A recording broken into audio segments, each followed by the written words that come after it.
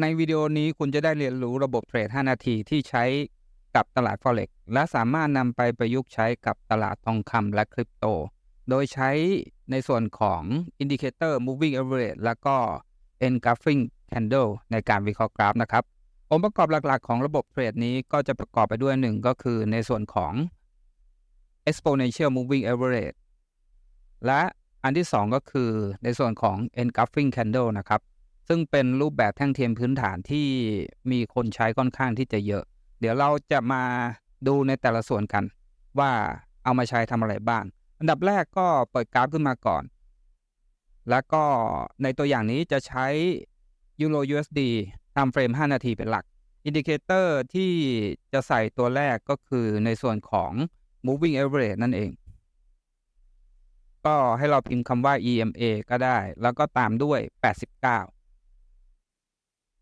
เราจะใช้ตัวนี้นะครับเป็น Multiple EMA 83489 by ELIX ตัวนี้นะครับทำไมถึงต้องใช้ตัวนี้เพราะว่าตอนนี้ถ้าเกิดว่าใครไม่ได้สมัครตัวแพ็กเกจของ TradingView สามารถที่จะลง Indicator ได้แค่2ตัวเท่านั้นซึ่ง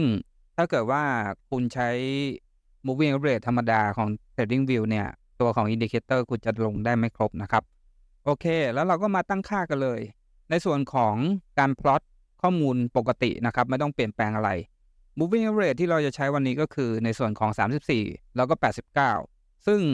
ณปัจจุบันได้รับความนิยมค่อนข้างที่จะเยอะในการที่เอามาดูในส่วนของแนวโน้มค่อนข้างที่จะดีพอสมควรตัวของรูปแบบก็ให้ปิดตัวของ Moving Average 8ออกไปนะครับก็จะเห็นเป็นเส้น2เส้นแบบที่เห็นในกราฟตรงนี้ซึ่งวิธีการดูก็ง่ายๆเลยนะครับถ้าเกิดว่าเส้นสีน้ำเงินหรือว่าเส้น89อยู่ข้างบนแล้วก็เส้นอีกเส้นหนึ่งก็คือเส้น34อยู่ข้างล่างแบบเนี้ยเราจะอนุมานว่าเป็นขาลงถ้าเกิดว่าเป็นขาลงเราก็จะเซลล์เท่านั้นนะครับเราจะไม่เข้าบายเด็ดขาดในอีกด้านหนึ่งก็เช่นเดียวกันถ้าเกิดว่าเส้น89อยู่ข้างล่างแล้วก็มีเส้น34อยู่ข้างบนเราก็จะอนุมานว่าตอนนี้ตลาดเป็นขาขึ้นเราก็จะบายเท่านั้นจะไม่เซลล์เด็ดขาดนะครับซึ่งถ้าเกิดว่าเราดูในกราฟคุณก็จะเห็นได้ว่าตัวของ moving average 2ตัวเนี้ยทำหน้าที่ได้ค่อนข้างที่จะดีใน time frame 5 นาทีหมายความว่าถ้าเกิดว่าราคาของ moving average มีการตัดลงเสร็จปุ๊บคุณก็จะเห็นได้ว่าตัวของราคาเนี่ยก็จะลงไปเรื่อยๆนะครับทางกลับกันถ้าเกิดว่ามีการตัดขึ้นตัวของราคาก็จะขึ้นไปเรื่อยๆซึ่งตรงนี้ก็จะเป็นพื้นฐานหลักที่เราเอาไว้ใช้ดูแนวโน้มเพราะบางคนก็ไม่สามารถที่จะแยกได้ว่าตอนนี้ตัวของตลาดเป็นแนวโน้มขาขึ้นหรือว่าขาลงแล้วก็ไม่ถนัดเรื่องของ price action พื้นฐานอันนี้ก็คือตัวแรกที่เราเอามาใช้เพื่อที่จะดูแนวโน้มและตัวต่อไปที่เราจะใช้ก็กดที่ Indicator แล้วก็พิมพ์คำว่า Engulf นะครับแบบนี้เลย ENGULF แล้วเราก็จะใช้ Engulfing Candle Indicator ตัวแรกตรงนี้นะครับตัวของ Engulfing Candle Indicator ตัวเนี้ยก็จะทำหน้าที่บอกเราว่าตรงไหนที่เกิดตัวของรูปแบบแท่งเทียนแบบ Engulf เกิดขึ้นตัวของแท่งเทียน Engulf เนี่ยถ้าอธิบายง่ายๆก็คือสมมุติว่าถ้าเกิดว่าเป็น Engulf ขาขึ้นตัวของราคาเปิดและราคาปิดของแท่งก่อนหน้าเทียบกับราคาเปิดและราคาปิดของแท่งปัจจุบันมันจะเกิดการ Engulf หรือว่าเกิดการกลืนกินของแท่งเกิดขึ้นนั่นก็คือณแท่งปัจจุบันเนี่ยทั้งราคาเปิดและราคาปิดของแท่งเทียนมันเลยตัวของราคาเปิดและราคาปิดของแท่งแบบเนี้ยก็คือเป็น Engulf ขาขึ้นก็ได้แล้วมีอีกแบบหนึ่งก็คือมันก็จะเป็น Engulf ขาลงนะครับนั่นก็คือรูปแบบเดียวกันเลยราคาเปิดและราคาปิดของแท่งปัจจุบันเนี่ยมันอยู่สูงแล้วก็ต่ำกว่าแท่งก่อนหน้าที่เกิดขึ้นแบบเนี้ยก็เรียกว่า Engulf ขาลงซึ่งแพทเทิร์นตัวนี้คุณก็จะเห็นในกราฟว่าพอเราใส่อินดิเคเตอร์ตัวนี้ถ้าเกิดว่าเป็นแท่งเทียนเป็นลูกศรสีเขียวแบบนี้แสดงว่าเกิด Engulf ขึ้น Engulfing ขาขึ้นหมายความว่าราคามีโอกาสที่จะขึ้นไปด้านบนแล้วถ้าเกิดว่าเห็นสีแดงแบบนี้ก็คือในส่วนของ Engulfing ขาลงนั่นก็คือราคามีโอกาสที่จะลงไปด้านล่างตัวนี้ก็จะเป็นตัวที่เราใช้ในการเข้าเทรดนั่นเอง ระบบเทรดตัวนี้ค่อนข้างที่จะง่าย แต่ก็จะมีเงื่อนไขในการเข้าอยู่เช่นเดียวกัน เงื่อนไขแรกที่เราต้องดูก็คือ1ในเรื่องของเวลานะครับ อย่างการเทรดสั้นทั่วไปส่วนมากแล้วเราจะใช้ในส่วนของเวลาเป็นตัวกำหนดว่าเราจะเทรดกี่โมงดี เพราะว่าการเทรดสั้นอาศัยในเรื่องของปริมาณการซื้อขายค่อนข้างที่จะเยอะ และตัวของกราฟเนี่ยเราต้องการให้มันมีการเคลื่อนไหวค่อนข้างที่จะเยอะ เพื่อที่จะทำกำไรในระยะสั้นให้ได้นะครับ แล้วก็รูปแบบกราฟถ้าเกิดว่าคุณไปเทรดนอกช่วงเวลาโอกาสที่คุณจะสูญเสียก็จะมากขึ้นไปด้วย เวลาที่เราใช้ส่วนมากแล้วเนี่ยผมจะแนะนำให้เทรดแค่ช่วง8 นาฬิกาลอนดอนนะครับตัวนี้คุณก็สามารถเข้า Google ก็ได้แล้วก็ไปเซิร์ชดูว่า8 นาฬิกาลอนดอนเนี่ยเท่ากับกี่โมงของไทยแต่ถ้าเกิดว่าคุณจะเปลี่ยนในตัวของ TradingView ก็ให้คลิกไปที่เขตเวลาตรงนี้แล้วก็ใช้ UTC ลอนดอนตัวนี้ได้เลยนะครับซึ่งเวลาที่ผมอัดอยู่เนี่ยก็เวลาประมาณ3 นาฬิกา 49 นาทีก็ยังไม่ถึงเวลาที่เราต้องการนะครับต่อไปตอนเลิกไม่เกิน14 นาฬิกาลอนดอนเพราะฉะนั้นช่วงเวลาที่เราจะเทรดจริงๆก็จะมีทั้งหมดประมาณ6ชั่วโมงแค่นั้นเองนะครับในแต่ละวันเราก็มาดูกราฟช่วง8 นาฬิกาลอนดอนถึง14 นาฬิกาลอนดอนเท่านั้นส่วนช่วงเวลาอื่นไม่ต้องดูมันนะครับเพราะว่าความผันผวนค่อนข้างที่จะเยอะแล้วคุณก็อาจจะเสียเงินได้ค่อนข้างที่จะง่ายเดี๋ยวผมจะพลอตตัวของช่วงเวลาให้ดูว่าอยู่ช่วงไหนบ้างยกตัวอย่างจากในกราฟตรงนี้เลยนะครับเดี๋ยวอ่าวันแรกวัน8 นาฬิกาลอนดอนก็จะเป็นช่วงเวลาประมาณตรงนี้นะครับยาวไปจนถึงประมาณ14 นาฬิกาทำไมต้องเทรดช่วงนี้เพราะว่าปริมาณการซื้อขายค่อนข้างที่จะเยอะและโอกาสที่เราจะทำกำไรก็ค่อนข้างที่จะสูงไปด้วยเดี๋ยวผมจะพลอตกราฟตัวของ8กับ14อีกสัก 2-3 อันเพื่อที่จะทำออกมาให้เป็นตัวอย่างนะครับว่าเราเข้าเทรดตรงไหนได้บ้าง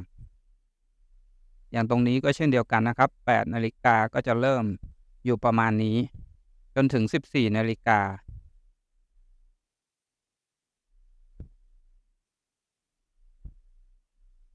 ก็อยู่ช่วงประมาณนี้นะครับ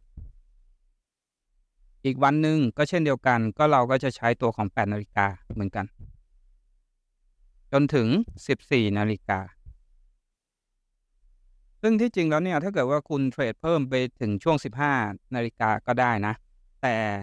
ถ้าเกิดว่าคุณไปเทรดค่อนข้างที่จะเยอะเนี่ยการเทรดสั้นของเราก็อาจจะประสิทธิภาพลดลงเพราะว่าคนเราเนี่ยวิเคราะห์กราฟวันๆหนึ่งก็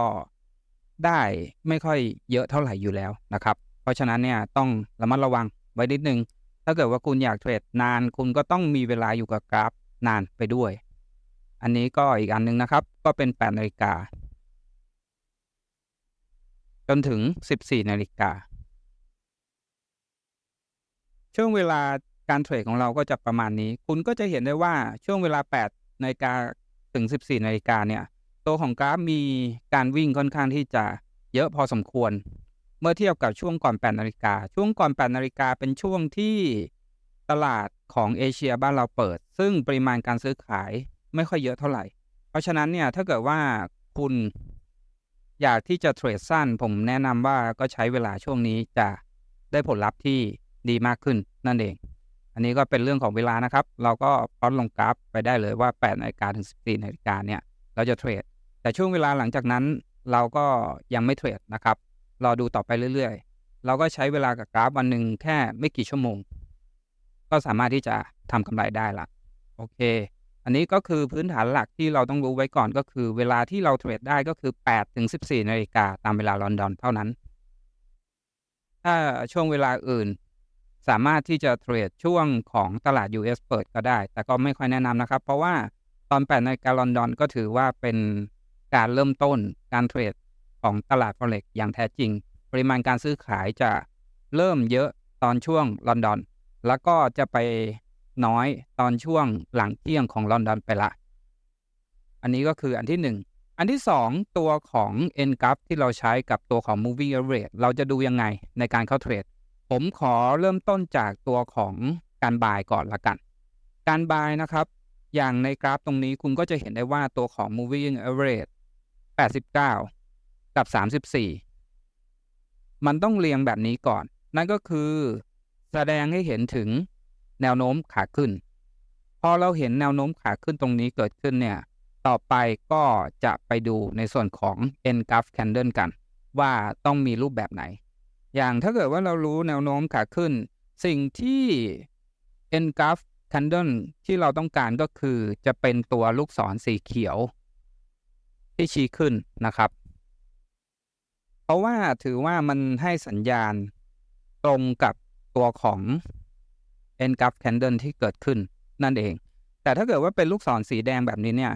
แสดงว่าตอนนี้มันให้สัญญาณในด้านของขาลงแต่แนวโน้มเราเป็นขาขึ้นเพราะฉะนั้นเนี่ยเราจะไม่สนใจมันเราจะสนใจแต่สีเขียวข้างล่างเท่านั้น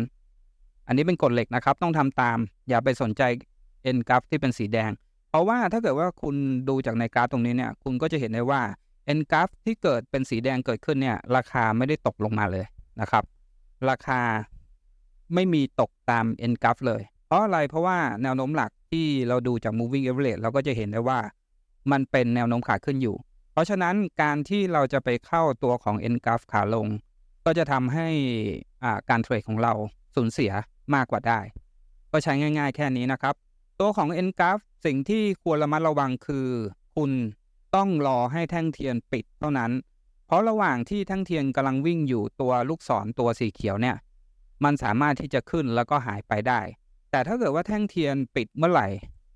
ตัวลูกศรสีเขียวตรงนี้มันจะไม่หายไปละเพราะฉะนั้นเนี่ยเราก็สามารถที่จะเข้าเทรดตรงนั้นได้เลยนะครับวิธีการเทรดก็ง่ายๆเราจะเข้าเทรด Buy เมื่อมีลูกศรสีเขียวเกิดขึ้นตรงนี้ผมจะใช้ตัวของ Fibonacci ในการตีให้ดูนะครับเราจะตีจากซ้ายไปขวาถ้าเกิดว่าเป็นในส่วนของขาบายให้ตีจุดเริ่มต้นที่ราคาด้านล่างแล้วก็ไปถึงจุดสูงสุดด้านบนแบบนี้เลยนะครับการตั้งค่า Fibonacci เพื่อที่จะให้เห็นราคาแบบนี้ก็ตามนี้เลยมี0มี1มี2แล้วก็ลบ 1.25 นั่นก็คือตัวของ2ตรงเนี้ยมันจะเป็นตัว stop loss ของเราสามารถที่จะใส่เข้าไปได้เลยนะครับตัวของ2ตรงนี้คืออะไรก็คือแท่งเทียน1เท่าแท่งเทียน2เท่าเราจะตั้ง SL เป็น2เท่าของจำนวนจุดของแท่งเทียนนั่นเองอันนี้ก็จะได้ราคามาเลยเราก็สามารถที่จะเอาเข้าไปใส่ในกราฟได้เลยนะครับส่วนข้างบนเราจะทำกำไรที่ 1.25 เท่าเพราะว่าเราเป็นเทรดสั้นแบบ scalping เพราะฉะนั้นกำไรเราไม่ได้เอาสูงมากเน้นที่ win rate สูงและเข้าไวออกไวนะครับอันนี้ก็คือเทรดที่1ที่เข้าได้เราก็จะบายแบบนี้เลยซึ่งคุณก็จะเห็นได้ว่ามันก็รอประมาณไม่ถึงชั่วโมงก็สามารถที่จะเก็บทำกำไรได้แล้วพอเวลาผ่านไปก็จะมีตัวที่2เกิดขึ้นนั่นก็คือเป็น N-Graph ขาขึ้นเหมือนกันสีเขียวเราก็ตีฟิโบเหมือนเดิมนะครับจุดต่ำสุดไปจุดสูงสุดอันนี้ก็สามารถที่จะทำกำไรได้เช่นเดียวกันเมื่อเวลาผ่านไปอีกก็สามารถที่จะเข้าเทรดได้เมื่อสีเขียวเกิดขึ้นคุณก็จะเห็นได้ว่าเราเข้าเทรดค่อนข้างที่จะเยอะในแต่ละวันก็ประมาณ 3-4 เทรด 5 เทรดได้เลยนะเพราะฉะนั้นถ้าเกิดว่าคุณยังเป็นมือใหม่ไม่แม่นเท่าไหร่เนี่ยก็แนะนำว่าให้เทรดคู่เงินเดียวหรือว่าเทรดทองอย่างเดียวไปก่อนอย่าเพิ่งไปใช้อ่าระบบเทรดนี้กับหลายๆคู่เงินพร้อมกันเพราะว่าคุณจะรู้กราฟไม่ทันแล้วก็อาจจะทำให้พอร์ตของคุณเสียหายได้แนะนำว่าให้เทรดคู่เดียวไปก่อนสำหรับการเทรดสั้นแบบนี้นะครับเราจะยกตัวอย่างต่อไปนะครับเกิดสีเขียวเมื่อไหร่เนี่ยเข้าเทรดได้เลยซึ่งตรงเนี้ยมันก็เข้าเทรดค่อนข้างที่จะง่ายและการวิเคราะห์ก็จะเป็นแบบตายตัวไม่มีอะไรมากเลยเราก็จะเข้าเทรดแบบนี้ทุกครั้งที่เกิดในส่วนของ N-Graph เกิดขึ้นนะครับซึ่งคุณก็จะเห็นได้ว่ามัน ได้กำไรหมดทุกเทรดเลยตรงนี้1 2 3 4 5เทรดได้กำไรหมดตรงนี้ต้องระมัดระวังนิดนึงถ้าเกิดว่าคุณเห็นสีเขียว N graph เกิดขึ้นแต่ปรากฏว่าแท่งค่อนข้างที่จะใหญ่มากผมก็ไม่แนะนำให้เข้าเทรดนะครับเพราะว่าโอกาสที่มันจะทำกำไรได้ก็จะต่ำลงไปด้วยเพราะจำนวนจุดสูงมากถ้าเกิดว่าเจอแท่งใหญ่ๆแบบนี้เลี่ยงได้ก็เลี่ยงนะไม่จำเป็นต้องเข้ารอให้เกิด N graph ที่ไม่ค่อยใหญ่มากจะดีกว่าในการเข้าเทรดอันนี้ก็เป็นกฎการเข้าบายไม่ได้ซับซ้อนอะไรสามารถที่จะเอาไปใช้ในการเทรดได้เลยต่อไปเรามาดูกฎการเข้าเซลล์กันกฎการเข้าเซลล์ก็เช่นเดียวกันนะครับนั่นก็คือเมื่อไหร่ก็ตามที่เกิดตัวของ N graph เกิดขึ้นเราก็สามารถที่จะเข้าเทรดได้เลยยกตัวอย่างตรงนี้8 โมงเช้าของลอนดอนเสร็จปุ๊บเนี่ยเมื่อเวลาผ่านไปเราก็สามารถที่จะเข้าเทรดเมื่อตัวของ N graph เกิดขึ้นอันนี้ก็เป็นเทรดที่1จะใช้ในส่วนของจุดสูงสุดตีจากสูงสุดไปที่จุดต่ำสุดของแท่งเทียนแบบนี้นะครับอันนี้นะตีจากจุดสูงสุดไปที่จุดต่ำสุดของแท่งเทียนซึ่งจะสลับกับเมื่อกี้นะครับเมื่อกี้ตีจากจุดต่ำสุดไปที่จุดสูงสุดตั้งค่าฟิโบไว้เลยเวลาที่เราเทรดสั้นเราจะเข้าได้ค่อนข้างที่จะรวดเร็วเพราะว่ามันมีราคาแจ้งไว้ทั้งหมดละอันที่2ที่เข้าก็คือตรงนี้สูงสุดไปต่ำสุดเหมือนกันนะครับ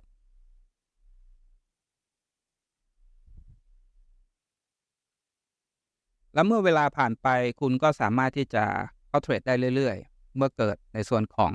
Engulfing ตรงนี้เกิดขึ้นอันนี้ก็สามารถที่จะเข้าเทรดได้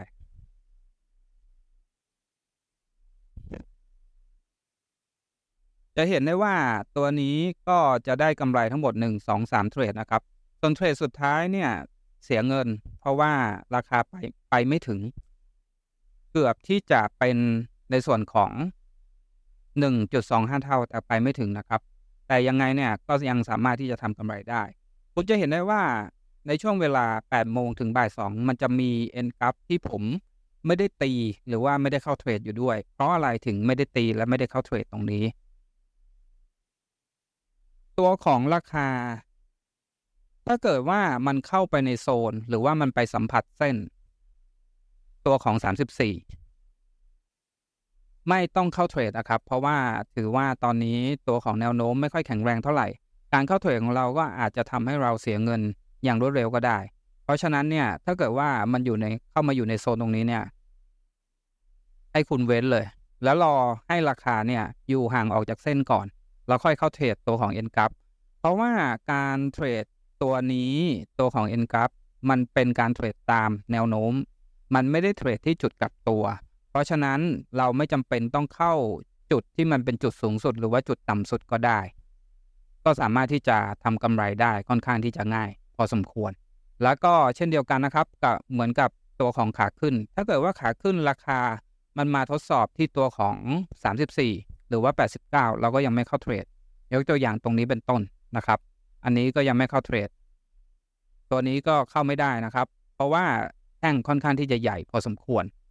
แล้วตัวนี้ก็ยังสัมผัสอยู่เพราะฉะนั้นเนี่ยก็เข้าเทรดไม่ได้เลยมันก็จะมีวันที่เราไม่สามารถที่จะเข้าเทรดได้เช่นเดียวกัน